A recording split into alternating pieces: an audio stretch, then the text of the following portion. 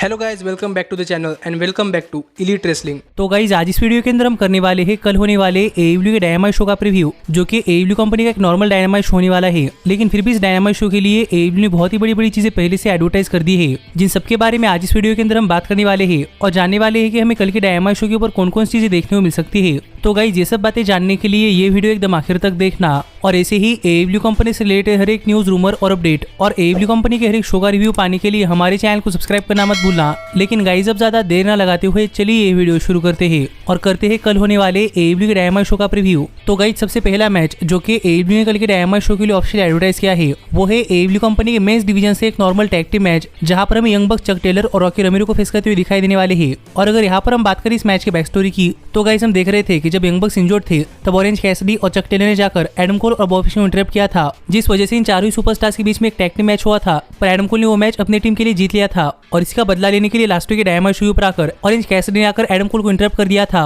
और वहां पर एडम कोल और यंग बक्स इन दोनों ने ही मिलकर ऑरेंज कैसिडी को अटैक कर दिया था, जहां पर ऑरेंज कैसिडी को बचाने के लिए रॉकी रमीरो और चक टेलर आए थे। जिसके बाद यंग बक्स ने चक टेलर और रॉकी रमीरो इन दोनों को एक टैग टीम मैच के लिए चैलेंज कर दिया था, क्योंकि यंग बक्स अब रेसल करने के लिए क्लियर हो चुके हैं। और सबसे पहले यंग बक्स ऑरेंज कैसिडी के फ्रेंड्स यानी कि चक टेलर और रॉकी रमीरो को हराकर ये दिखाना चाहते हैं कि भाइयों का बॉन्ड बेस्ट फ्रेंड से काफी मजबूत होता है। और चक टेलर और रॉकी रमीरो इन दोनों ने ही यंग बक्स का चैलेंज एक्सेप्ट कर लिया है। इसलिए हमें फाइनली इस वीक के डायनामाइट शो पर चक टेलर और रॉकी रमीरो मिलकर यंग बक्स को फेस करते हुए दिखाई देने वाले हैं, जो कि इस मैच के पीछे की पूरी बैक स्टोरी है। जो देखा जाए तो एक ठीक ठाक सी बैक स्टोरी है। पर गाइस जहां तक बात है इस मैच की, तो मुझे लगता है कि ये मैच इस वीक के डायनामाइट शो पर एक ठीक ठाक मैच हो सकता है, क्योंकि माना कि यंग बक्स हमेशा से बहुत ही बढ़िया मैचेस देते हैं। लेकिन मुझे लगता है कि इस वीक के डायनामाइट शो पर यंग बक्स का मैच उनकी इंजरी से रिकवरिंग मैच है, इसलिए मुझे लगता है कि यंग बक्स की तरफ से ये मैच थोड़ा बहुत फीका मैच रहेगा। पर एक एवरेज मैच के बाद अगर यहाँ पर हम बात करें इस मैच की विनर की, तो गाइस मेरे हिसाब से यहाँ पर यंग बक्स मैच जीतने वाले हैं, क्योंकि चक टेलर और रॉकी रमीरो इन दोनों की परमानेंट टैग टीम नहीं है, जबकि यंग बक्स एक रेगुलर टैग टीम है। इसलिए मुझे ऐसा लगता है कि यंग बक्स मैच जीतने वाले हैं। पर यहाँ पर देखना पड़ेगा कि क्या ये मैच चलने के दौरान एडम कोल और ऑरेंज कैसिडी बीच में कुछ होता है या नहीं।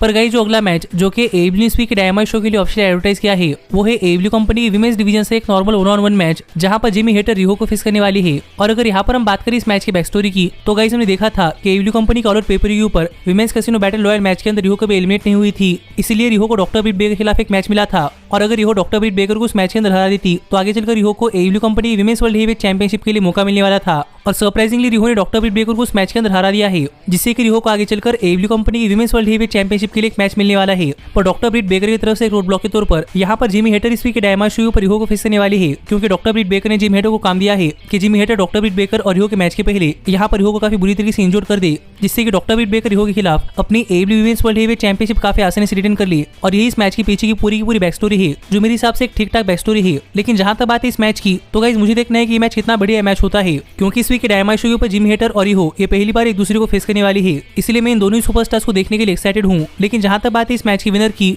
तो गाइस मुझे ऐसा लग रहा है कि प्रॉब्ली यहाँ पर डॉक्टर ब्रिट बेकर इस मैच में इंटरफेयर करने वाली है, और क्या पता इसी वजह से रिहो मैच जीत जाए, जिससे कि हमें आगे चलकर जिमी हेटर और डॉक्टर ब्रिट बेकर इनके बीच में एक दरार पड़ती हुई दिखाई दे सकती है। पर यहाँ पर ऐसा भी हो सकता है कि डॉक्टर ब्रिट बेकर यहाँ पर जिमी हेटर को एक स्टील चेयर लेकर रिहो के ऊपर अटैक करने के लिए मजबूर करे, जिससे कि जिमी हेटर अपना मैच हार जाएंगी। पर डॉक्टर ब्रिट बेकर और रिहो के मैच के पहले यहाँ पर रिहो कमजोर पड़ जाएंगी, जो देखा जाए तो फिर एक बार इस मैच के लिए काफी बढ़िया सिनेरियो है। तो देखना पड़ेगा कि इन दोनों ही सिचुएशन में से इस मैच के अंदर कौन सी सिचुएशन आती है। लेकिन जहां तक बात है इस मैच की विनर की, तो मुझे ऐसा लग रहा है कि ये कंफर्म है कि रिहो ये मैच जीतने वाली है। पर गाइस जो अगला मैच जो कि AEW ने इस वीक के डायनामाइट शो के लिए ऑफिशियल एडवर्टाइज किया है वो है AEW कंपनी के मेंस डिवीजन से एक नॉर्मल 1-on-1 मैच, जहां पर मैं ब्रायन डेनियल्सन जॉन सिल्वर को फेस करते हुए दिखाई देने वाले हैं। और अगर यहाँ पर हम बात करें इस मैच की बैक स्टोरी की, तो गाइस आपको तो पता ही होगा कि ब्रायन डेनियल्सन हाल फिलहाल में AEW कंपनी के वर्ल्ड हेवीवेट चैंपियनशिप के लिए नंबर 1 कंटेंडर बन चुके हैं। और यहाँ पर ब्रायन डेनियल्सन AEW कंपनी के करंट वर्ल्ड चैंपियन यानी कि एडम हैंगमैन पेज की काफी करीबी फैक्शन यानी कि डार्क ऑर्डर के एक मेंबर के ऊपर अटैक कर रहे हैं, क्योंकि ब्रायन का कहना है कि ब्रायन डार्क ऑर्डर के एक मेंबर को साइड में लगाकर फाइनली एडम हैंगमैन पेज को फेस करने वाले हैं, जिससे कि डार्क ऑर्डर का कोई भी मेंबर इनके बीच में इंटरफेयर ना कर पाए। और इसीलिए इस वीक के डायनामाइट शो पर ब्रायन डेनियल्सन जॉन सिल्वर को फेस करने वाले हैं, जो देखा जाए तो इस मैच के लिए एक बहुत ही बढ़िया बैक स्टोरी है।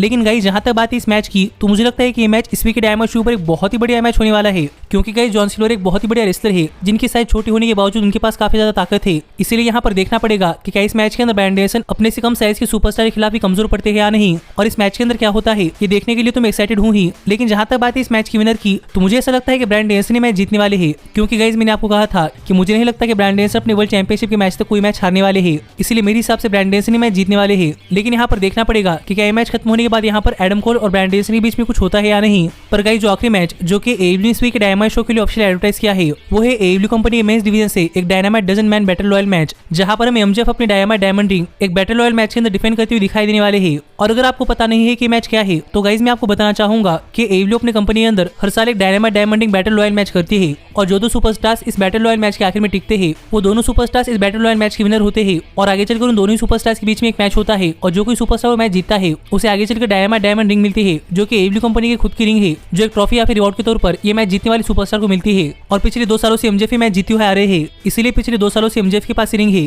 पर फाइनली इस वीक के डायनामाइट शो के ऊपर MJF अपनी डायनामाइट डायमंड रिंग एक बैटल रॉयल मैच के अंदर डिफेंड करने वाले हैं। तो देखना पड़ेगा कि ये भी मैच कैसा होता है और हमें इस मैच के अंदर कौन कौन से पार्टिसिपेंट्स देखने को मिलते हैं। और मुझे लगता है कि मैच एक काफी बढ़िया मैच हो सकता है। लेकिन जहां तक बात है इस मैच की विनर की, तो मुझे ऐसा लगता है कि फाइनली हम यहाँ पर MJF लगातार 2 सालों जीते आ रहे हुए अपने डायनामाइट डायमंड रिंग हारने वाले हैं। पर फिर भी आखिर तक जो 2 सुपरस्टार्स रिंग के अंदर रहेंगे वो इस मैच की विनर होंगे और आगे चलकर उनके बीच में डायनामाइट डायमंड रिंग का मैच होगा। इसीलिए मुझे यहाँ पर देखना है कि अगर MJF मैच नहीं हारते तो आगे चलकर MJF को अपनी डायनामाइट डायमंड रिंग की सुपरस्टार के खिलाफ डिफेंड करनी पड़ती है। पर यहाँ पर ये भी देखना पड़ेगा कि क्या CM Punk यहाँ पर आकर MJF को एलिमिनेट करवाते हैं या नहीं, जिससे कि हमें आगे चलकर CM Punk और MJF की राइवलरी कंटिन्यू होती हुई दिखाई दे सकती है, या फिर CM Punk इस मैच के अंदर पार्टिसिपेट करती है या नहीं, जिससे कि हमें आगे चलकर डायनामाइट डायमंड रिंग के लिए MJF और CM Punk के बीच में एक मैच देखने को मिल सकता है। पर मुझे यहाँ पर ऐसा लगता है कि MJF आखिर तक इस मैच के अंदर टिकने वाले हैं और आगे चलकर MJF अपने डायनामाइट डायमंड रिंग अपने साथ के इस मैच के कॉर्नर के अगेंस्ट डिफेंड करने वाले हैं, जो पॉसिबली CM Punk या फिर वॉर्डलो हो सकते हैं। या फिर देखना पड़ेगा कि यहाँ पर MJF के साथ कौन सा सुपरस्टार मैच जीतता है और आगे चलकर उसे डायनामाइट डायमंड रिंग के लिए मैच कब मिलता है। लेकिन इतने ही मैचेस है जो कि AEW इस वीक के डायनामाइट शो के लिए ऑफिशियल एडवर्टाइज किए हैं।